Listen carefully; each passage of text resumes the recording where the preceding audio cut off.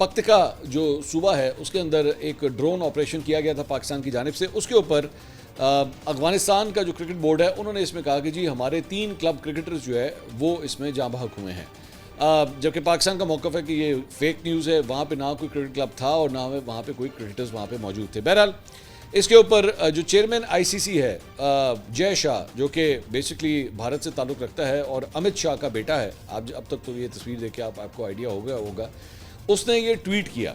अब आप जानते हैं ना कि आजकल एंटेने जो हैं वो इंडिया और अफगानिस्तान के आपस में काफ़ी मिल रहे हैं।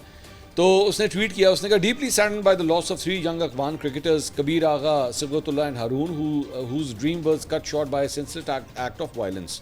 The loss of such promising talent is a tragedy not just for Afghanistan but for the entire cricketing world. We stand in solidarity with Afghanistan Cricket Board and all those mourning this heart-breaking loss.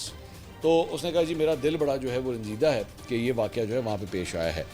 तो वहाँ पे actually चंद लोगों ने, ख़ास तौर पे पाकिस्तान के सार्फिन ने जो है वो जय शाह को नीचे कमेंट करना शुरू किया कि भाई अगर आपका दिल इतना धड़क रहा है अफ़गानिस्तान के क्रिकेटर्स के लिए या अफ़गान महाजरीन के लिए, अपने पास बुला लें। तो 1 मिनट लगाएं, वाघा का बॉर्डर खोलें और वाघा का बॉर्डर खोल के इन 12 लाख अफ़गान महाजरीन को फ़ौरन अपने पास बुलाएं। इनको दिल्ली और मुंबई और बेंगलोर इन तमाम शहरों के अंदर बसाने का सिलसिला स्टार्ट किया जाए।